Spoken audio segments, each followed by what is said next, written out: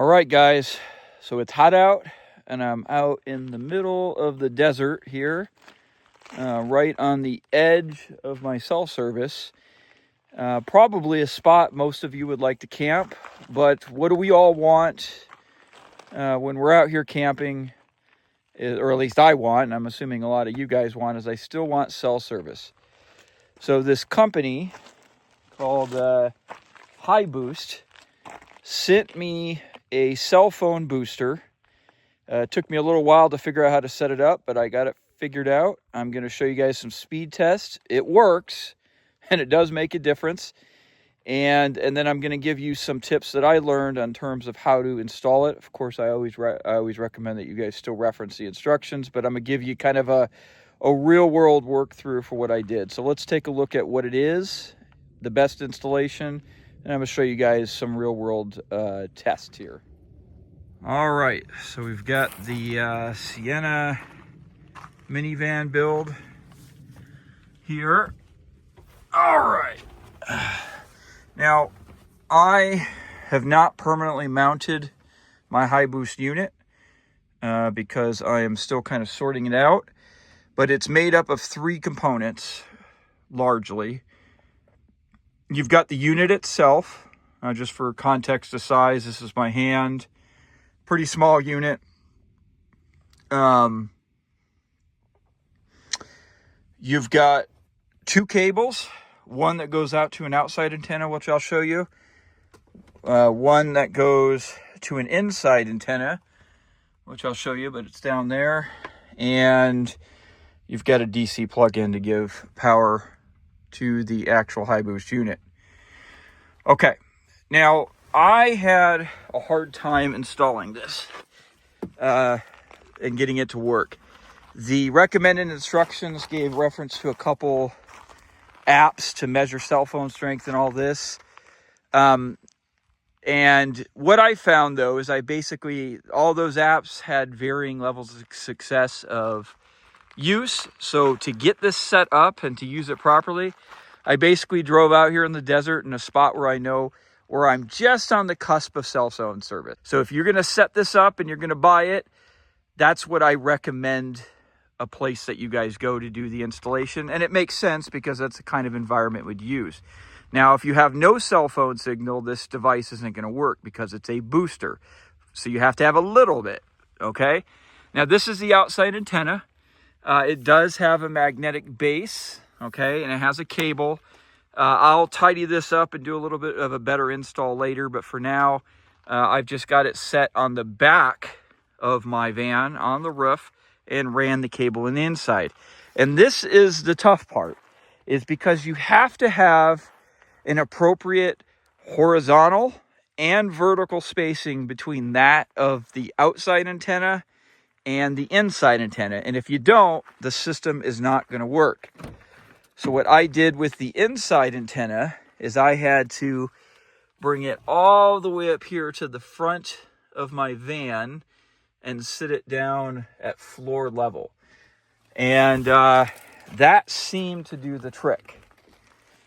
So the chain of events are, you put up your rear antenna. I would recommend that you place it someplace high, perhaps on the back of your vehicle.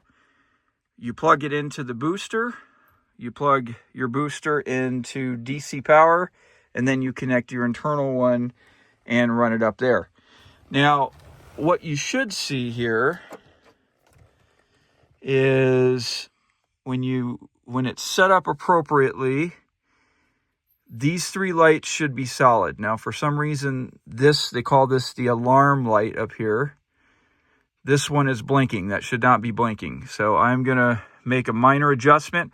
I did have this working just before the video here. But let's see what we can do here. Okay, this is what it should look with that top solid blue. All right, guys, so here I am about 30 minutes later after that last segment of the video, and been texting back and forth with the customer service for this company. I will give them credit. They responded to their customer service pretty well. And but I can't figure it out. I've got the internal antenna and the external antenna separated as much as I possibly can. And I have a minivan, which is, you know, a slightly larger vehicle than probably most. I don't know if somebody had a car. Customer service was saying things like, you know, you create a metal barrier between the internal antenna and the rear one. Well, I've got a door shut, a big metal door shut on the van. And I've got my internal antenna sitting here on my little wood plank. And the light, this alarm light right here, is still blinking. I will insert in the video a speed test before and after of the performance of this. There was one brief second, or maybe not a brief second, there was a brief, maybe 5-minute period where the alarm light was not blinking, and the internet service was improved. As I stand right now, the customer service says that even if the alarm light is blinking, I don't really understand the terminology, but they said there's some sort of signal oscillation or something. But the speed boost could still help. I will say this, I don't have a second camera with me, but I did put my phone directly on top of the internal antenna. I like literally held the internal antenna behind my phone, and one additional bar did actually pop up on my phone. And I did a few tests where I played a video, and there was a difference. So it does work. So that's a good. I have to admit, I don't know why I'm having so many problems with this. It seems like a very touchy system. I think it might still be worth a buy because it does technically work. It's just that it's a pretty challenging install. You gotta really kind of figure everything out to get any benefit. And you know, I mean, I'm not a huge tech savvy guy, but I don't think I'm a complete Luddite. And maybe there's some other people out there that could do a lot better than I could. I don't know, but I'll go off on a limb and say that probably the average consumer that's going to buy this device is going to be like me. So my big takeaway to you guys, and I'm not trying to talk negative about it, but does it work? Yes. Is it touchy and kind of hard to get set up in the way that they describe?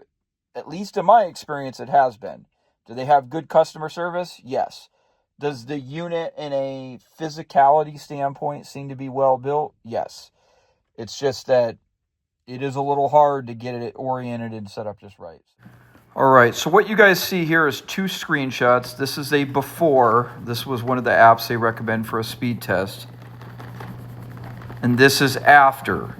Now this was just that brief 5-minute period where the device seemed to be working ideally. Now to use this device, you have to download at least one app, which is, this is a screenshot right here of you see from one called Signal Supervisor.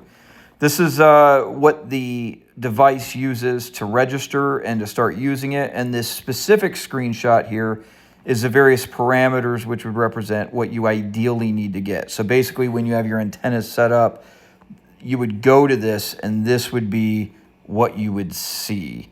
Now, like I said, this was the ideal parameters that lasted for about that 5 minutes, but then went away. Okay, so here's some screenshots of the app. This is for the Signal Supervisor.